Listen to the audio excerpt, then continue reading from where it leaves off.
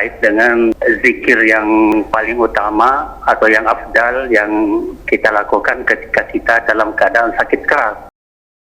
Seorang muslim hendaklah dia memvariatifkan zikir dan ibadahnya kepada Allah Subhanahu wa taala. Karena dengan memvariasikan zikir dan ibadah kita kepada Allah Subhanahu wa taala ini akan menghindarkan kita sekalian dari kebosanan, ya, dan kejenuhan di dalam beribadah kepada Allah Azza wa Jalla. Oleh sebab itu di dalam syariat kita tata cara ibadah beragam, bentuknya pun beragam.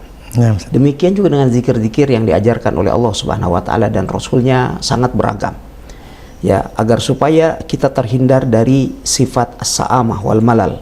Ya, sifat bosan dan jenuh di dalam beribadah kepada Allah Subhanahu wa taala.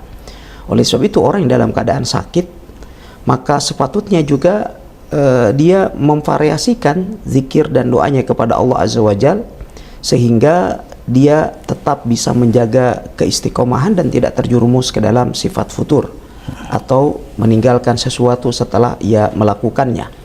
Dan hadis yang disebutkan oleh Pak Latif tadi adalah sebuah hadis yang diriwayatkan oleh Ahlu Sunan kecuali oleh Al-Imam Abu Dawud rahimahullahu ta'ala, bahwasannya Nabi SAW dalam hadis Anas bin Malik, beliau alaihi salatu wasallam bersabda, la yatamanna ahadukum al-mauta li dhurrin nazala bih. Janganlah salah seorang di antara kalian berangan-angan untuk mati karena sebuah bencana atau kesulitan yang dia alami.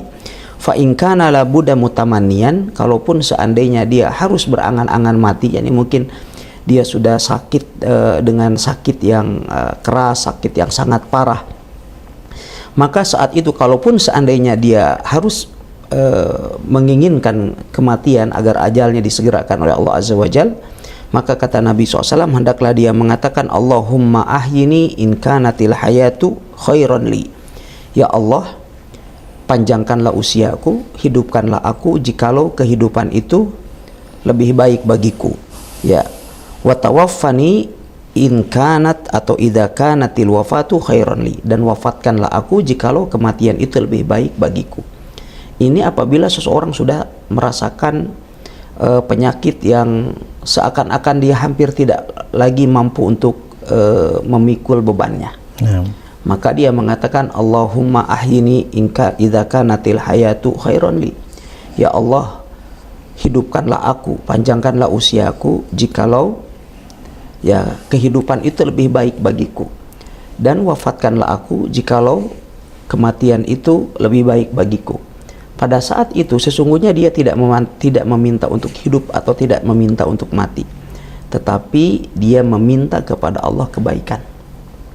Karena dalam dua keadaan dia meminta kebaikan kepada Allah Azza wa Jalla. Ia mengatakan Allahumma ahyini idza kanatil hayatu khairan li.